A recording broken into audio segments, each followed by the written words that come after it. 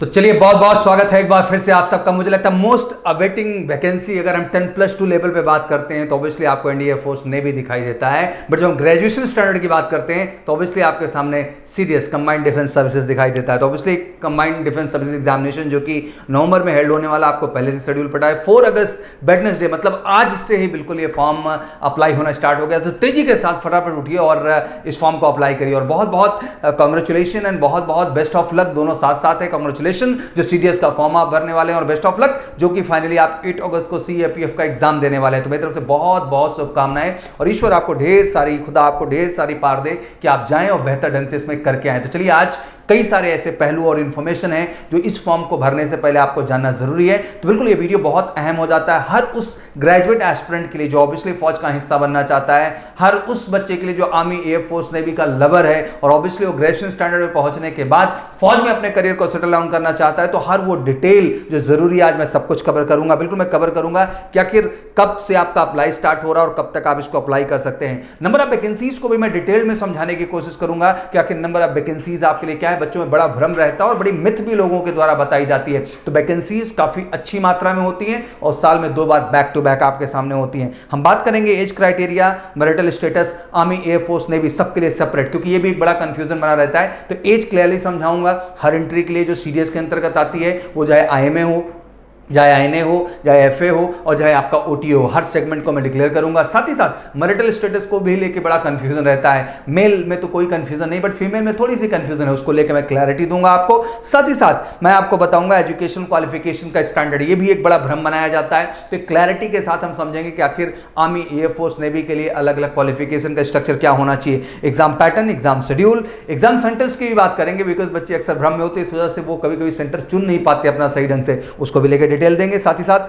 आपका रिजल्ट कब आएगा, रिजल्ट के बाद एसएसबी डेट्स के लिए, क्योंकि ये जंग एक स्टेप की नहीं है, ये तैयारी ऐसी तैयारी है जो आपको फाइनली सफलता को सुनिश्चित करना। और ऑब्वियसली जुलाई वाले बैच जो कि 2022 में स्टार्ट होने आया, उस बैच में अपनी जगह सुनिश्चित करते हुए कहीं ना कहीं आपको सीडीएस के थ्रू डिफेंस में जाने का एक मौका तलाशना है। साथ ही साथ हम बात करेंगे फिजिकल एंड मेडिकल स्टैंडर्ड को लेकर, क्योंकि बीइंग अ ग्रेजुएशन बड़ा भ्रम इस चीज को भी लेकर रहता है सर वाकई में फिजिकल क्या पैरामीटर्स हैं जो वहां कवर किए जाते हैं, और मेडिकल स्टैंडर्ड्स को भी मैं ब्रीफ करूंगा क्योंकि वो भी एक भ्रम का कारण बड़ा बन जाता है। साथ ही साथ मैं बात करूंगा आपसे कि आखिर कमीशन किस तरह का है, परमानेंट कमीशन है कि नहीं है, और स्पेशली आपको पता है कि बिल्कुल ये परमानेंट कमीशन कैटेगरी में। और सबसे बड़ी खुशखबरी कि जितने फीमेल कैंडिडेट्स हैं अब उन्हें भी परमानेंट कमीशन में जाने का मौका मिलेगा। साथ ही साथ हम बात करेंगे कि आखिर इस चीज की तैयारी किस तरीके से की जाए। सर आखिर मेजर कलसी परिवार आपकी कैसे मदद करेगा आपकी सफलता को 100% सुनिश्चित करने का। और मैं कहना चाहता हूं बहुत क्रेडिबली कि अगर इंडिया में इकलौता सीडीएस का स्पेशल प्रिपरेशन की बैच की बात करें और सीडीएस स्पेशल गाइडेंस की बात करें तो इंडिया में एक इकलौता ऑर्गेनाइजेशन है, that is major Kalsi classes, जिसने अपनी जंग शुरू कर दी है, यात्रा शुरू कर दी आपकी प्रिपरेशन का। तो बिल्कुल अब आपको वेट नहीं करना है, हमारे साथ एसोसिएट होना है। ऑनलाइन प्लेटफॉर्म पे चाहते हैं तो एमकेसी लर्निंग ऐप मिलेगा और ऑफलाइन प्लेटफॉर्म से जुड़ना चाहते हैं बिल्कुल एमकेसी का क्लासरूम जबरदस्त तरीके से जो कि 1 जुलाई से ऑलरेडी रनिंग हो चुका है। तो चलिए तेजी के साथ समय वेस्ट नहीं करते हैं, चीजों को समझने का कोशिश करते हैं। बिल्कुल फॉर्म जो अप्लाई करेंगे 4 अगस्त से लेकर के 24 अगस्त तक है। ऑब्वियसली यूपीएससी की वेबसाइट पे जाएंगे जिसमें आपको पता है कि upsconline.nic.in पे आपको जाना होता है। टेक्निकली मुझे 24 अगस्त बिल्कुल नहीं समझ में आता है, 4 अगस्त है। तेजी के साथ जाइए और फटाफट फॉर्म को अप्लाई कर दीजिए।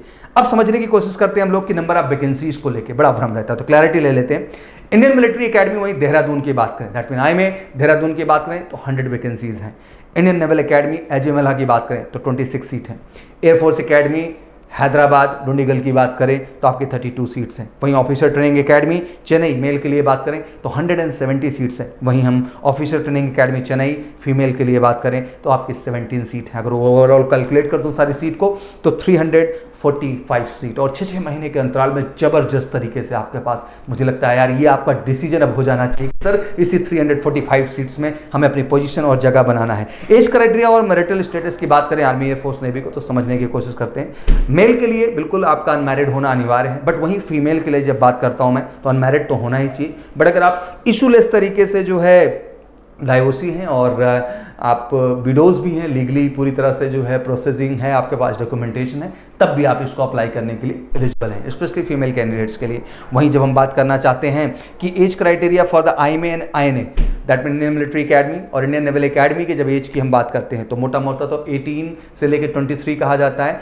वाइल जो है अप्लाइंग, बट ज्वाइनिंग की बात करते हैं तो 19 से 24 हो जाता है। ये तो मोटा मोटा रहा है। आइए डेट ऑफ बर्थ के हिसाब से समझते हैं कि 2 जुलाई 1998 से 1 जुलाई 2003, दैट मीन 2 जुलाई 1998 से 1 जुलाई 2003 पर्टिकुलर इन डेट्स पे आपका जन्म हुआ है या इन बिटवीन आपका इनके जन्म हुआ है, आप इस फॉर्म को अप्लाई करने के लिए एलिजिबल हैं। वहीं बात करें एफए की तो ये भी 19 से लेकर 23 है, जिसमें आप कह सकते हैं कि इसका जो क्राइटेरिया होगा वो 20 से 24, ये तो मोटा मोटा हुआ ज्वाइनिंग के समय, बट एग्जैक्ट समझे हम लोग तो 2 जुलाई 1998 से 1 जुलाई 2002 तक आपका पर्टिकुलर ये डेट है या इन बिटवीन है, तो आप इस फॉर्म के लिए अप्लाई कर सकते हैं। वहीं age criteria OTA both male and female को लेके बात करें तो 18 से लेके 24 है वाइल अप्लाइंग, और ज्वाइनिंग की बात कर लें तो यही आपका हो जाता है 19 से 25। एग्जैक्टली एज को समझने की कोशिश करें तो 2 जुलाई 1997 से आपका 1 जुलाई 2003 पर्टिकुलर ये डेट्स हो, इन बिटवीन आपका डेट्स हो, आप इस फॉर्म को अप्लाई करने के लिए एलिजिबल हैं। वहीं अब सबसे बड़ा भ्रम अगला खड़ा होता है एजुकेशनल क्वालिफिकेशन को लेकर, तो क्लियर कर देना चाहता हूँ।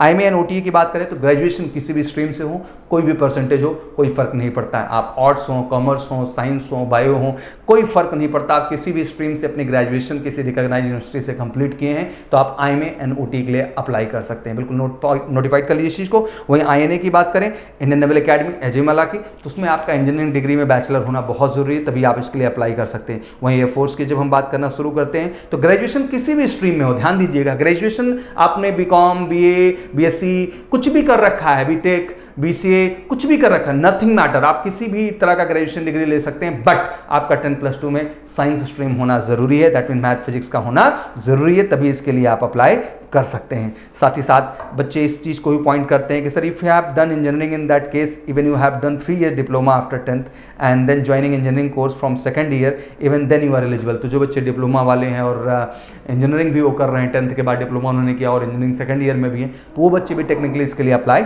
कर सकते हैं। Exam pattern and exam schedule की थोड़ी सी बात कर लेते हैं, क्लैरिटी लीजिएगा आप लोग कि for admission to IMA, INA and FA की बात करते हैं तो आपका इंग्लिश 2 घंटे का पेपर होगा, ध्यान रखिएगा, इंडियन मिलिट्री अकेडमी के लिए, एयरफोर्स अकेडमी के लिए और इंडियन नेवल अकेडमी के लिए जो आपका पेपर पैटर्न है उसमें इंग्लिश आपका 2 घंटे का है।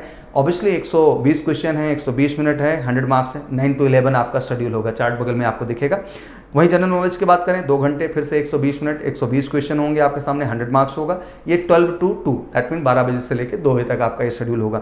वहीं एलिमेंट्री मैथमेटिक्स की बात कर लें तो ये भी 2 hours का शेड्यूल है, लेकिन इस बार 100 ही क्वेश्चन है, दैट मीन 120 मिनट में 100 क्वेश्चन है। बाकी में तो 120 मिनट्स में 120 क्वेश्चन थे, बट यहाँ 120 मिनट्स में आपके सामने 100 क्वेश्चन हो, मार्क्स 100 ही हैं।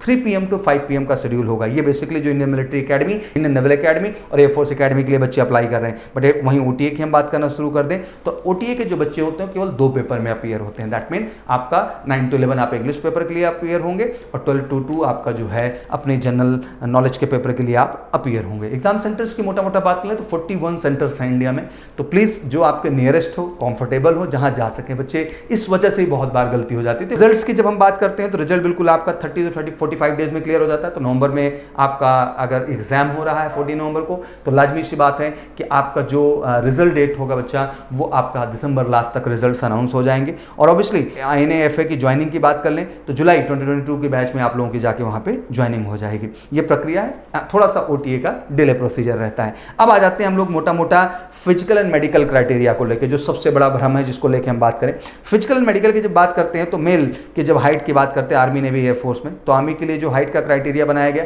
157.5 सेंटीमीटर, ध्यान से समझते चलिएगा। नेवी के लिए 157 सेंटीमीटर बनाया गया, वहीं एयरफोर्स के लिए 162.5 सेंटीमीटर बनाया गया। फीमेल के लिए फ्लैट आपका 152 सेंटीमीटर का क्राइटेरिया बनाया गया है। For Gorkhas individual belong to hilly areas उनको 5 सेंटीमीटर का जो है वो रिलैक्सेशन मिलता है। एंड स्पेशली फ्रॉम लक्षद्वीप भी जो आते हैं उनको भी 2 सेंटीमीटर का वहाँ पे रिलैक्सेशन मिलता है। अब आ जाते हैं सबसे बड़े भ्रम पे। तो हाइट आपको क्लियर हो गई पूरी तरह से, मैं समझता हूँ। अब आ जाते हैं हम लोग हाइट के ही प्रोपोर्शनेट आपका वेट होना चाहिए, तो उसमें बहुत घबराने की जरूरत नहीं है, वो 5 to 10 kg इधर उधर चलता है क्योंकि अप्रॉक्स वहाँ पे माना जाता है। विजन की बात करें आर्मी के लिए तो अनकरेक्टेड तो आप समझ रहे हैं 6/60 ही होगा, करेक्टेड में 6/6 मतलब स्पैक्स लगाने के बाद 6/6 है तो कोई दिक्कत नहीं है। पावर की बात करें तो -3.50 जो है आपका 3.50D तक प्लस 3.05D तक आपका चलेगा। Spherical colour perception CP second आपका होना चाहिए, ध्यान रखिएगा। एयरफोर्स के लिए 6/6 6/9 अनकरेक्टेड है, स्पैक्स के बाद 6/6 6/6 हो जाना चाहिए। पावर की बात कर लें +2.0 से जो है 0.5 तक आपका चलेगा। कलर परसेप्शन इसमें CP1 मांगा जाता है, ध्यान रखिएगा। Candidate who habitually wear spectacle are not eligible for air force, जो हैबिचुअली पहन रहे हैं ये अच्छी बात नहीं है, आपको इसको लीगली रखना होगा। फिर आते हैं navy. Uncorrected 6/12, 6/12, correct 6/6, 6/6, limit of myopia जो बनाया गया है -1.5D से आपका +1.5D बनाया गया है। कलर परसेप्शन इसमें भी CP1 होना चाहिए। Vision criteria correction all army air force navy के लिए जो क्राइटेरिया होता है ये पूरा का पूरा लीगल एंड सिस्टमैटिक होता है। लेसिक लेजर भी बहुत सारे बच्चे पूछते हैं, तो एबव 20 ईयर अगर आपका एज है और आप लेसिक लेजर कराए हैं तो कोई बहुत बड़ा इशू आपके लिए नहीं है, और एग्जैक्टली ये परमानेंट कमीशन की कैटेगरी में आता है। और जो गर्ल्स हैं उनके लिए बहुत बहुत कांग्रेचुलेशन कि आपको ऑब्वियसली फौज ने समझा, उस क्रेडिबिलिटी के साथ आपको लेके आगे बढ़ रहे हैं। Let's come to the real point what exactly we need to discuss. I think बहुत ही फोकस टाइम आपके लिए अगले जो 2-2.5-3 महीने हैं, इट्स रियली फोकस। और मैं नवंबर तो देख ही रहा हूँ, बट साथ ही साथ आपका फैब का अगला एग्जाम देख रहा हूँ, तो इट्स वेरी इंपॉर्टेंट कि एक जबरदस्त प्रिपरेशन की जरूरत है, एक जरूरत है एक फोकस्ड अप्रोच का। और जैसे मैं बार बार कहता हूँ कि जिस तरह का फोर्स मैंने इस देश में 10+2 लेवल पे देखा है, मैं चाहता हूँ दिल से यार वही फोर्स ग्रेजुएशन स्टैंडर्ड पे भी इस देश में हो। और वो फोर्स तभी पैदा होगी जब वो जज्बा, वो जुनून, वो फोकस और वो प्रिपरेशन के लिए डेडिकेशन जो रिक्वायर्ड होता है बिना किसी अल्टरनेटिव को तलाशे, जब आप अपना 100% देते हैं बच्चा, तब जाके आपकी सफलता सुनिश्चित हो पाती है। और सीरियस उनमें से एक बेहतर ऑप्शन है, CPF उनमें एक बेहतर ऑप्शन है, AFCAT उसमें एक बेहतर ऑप्शन है, INET उसमें एक बेहतर ऑप्शन है। मुझे लगता है कि ऑप्शंस की कमी ग्रेजुएशन स्टैंडर्ड पर भी कमी नहीं है, बस दिक्कत एक बात की है कि जो प्रिपरेशन का स्टैंडर्ड बच्चा, उसमें हर तरह की प्रिपरेशन, जैसे टायर 1, टायर 2, PCS, ये वो, हम 10 तरह के इंट्रीज को घुसा के कहीं ना कहीं अपने ओवरऑल एकेडमिक स्टैंडर्ड को डिस्टर्ब कर देते हैं, और हमारे सफलता का ये बड़ा कारण बन जाता है। And being a major girls class में बड़े गर्व के साथ कहना चाहता हूं कि बी प्लान अ बिल्कुल specific and up to the mark batch standard for the serious, जहां स्पेशल ऑफलाइन क्लासेस हैं, जहां जबरदस्त आपको 10 to 4 हम क्लास शेड्यूल प्रोवाइड कर रहे हैं, प्रॉपर क्लासेस हर चीज के प्रोवाइड करते हैं, चाहे वो आपका हिस्ट्री पॉलिटी पीरियड हो, ज्योग्राफी इकोनॉमिक्स आपका हो, जनरल साइंस आपका हो, आपका अर्थमेटिक पार्ट हो, आपका रीजनिंग पार्ट हो, आपका जीके पार्ट हो, आपका एक एक सेगमेंट, आपका इंग्लिश सब्जेक्ट हो, हर सब्जेक्ट को लेकर स्पेसिफिक क्लासेस, स्पेसिफिक गाइडेंस, केवल एक उद्देश्य से कि हम चाहते हैं हमारा हर बच्चा ज्यादा से ज्यादा अपॉर्चुनिटीज को ऑप्ट करे। और हर चीज हम कवर करेंगे, हम आपका मैथ भी पढ़ाएंगे, रीजनिंग भी पढ़ाएंगे, जीके भी पढ़ाएंगे, जीएस भी पढ़ाएंगे, इंग्लिश भी पढ़ाएंगे और जनरल साइंस भी पढ़ाएंगे। और 10 to 4 में वो एजुकेशन का स्टैंडर्ड आपको प्रोवाइड करके देंगे कि कोई भी अपॉर्चुनिटी जो ग्रेजुएशन लेवल पे आपको मिलेगी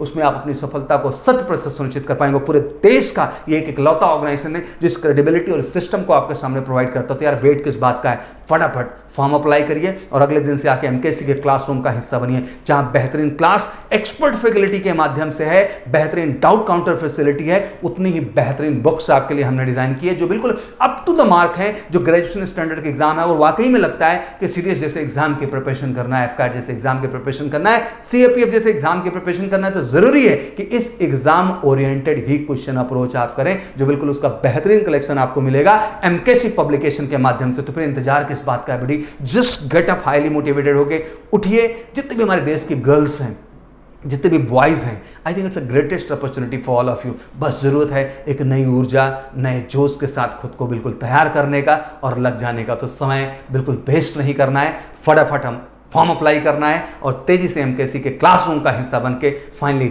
अपना सपना, अपने पेरेंट्स का सपना और कहीं ना कहीं हम सबको एक गर्व महसूस करने की वजह देनी है। तो स्वागत है आप सबका मेजर कल्सी क्लासेस के क्लासरूम प्रोग्राम में, आपके रियल तैयारी के लिए और वाकई में आने वाले नवंबर और फैब एग्जाम की वाट लगाने के लिए और आपकी सफलता को 100% सुनिश्चित करने के लिए, क्योंकि यह निर्माण केवल रिटर्न के पॉइंट ऑफ व्यू से नहीं है, बल्कि व्यक्तित्व निर्माण पर भी उतना ही जबरदस्त काम हो। पूरी एक्सपर्टाइज टीम आपके साथ लगेगी जो आपको हर दृष्टिकोण से बेहतर बनाएगी रिटर्न और एसएसबी, जिससे आप अपनी फाइनल सफलता पा करके अपना सपना, पैशन और ड्रीम पूरा कर सकें। Thank you so much. फटाफट फॉर्म अप्लाई करिए। मेरी तरफ से बहुत बहुत शुभकामनाएं। Thank you very much. जय हिंद, जय भारत।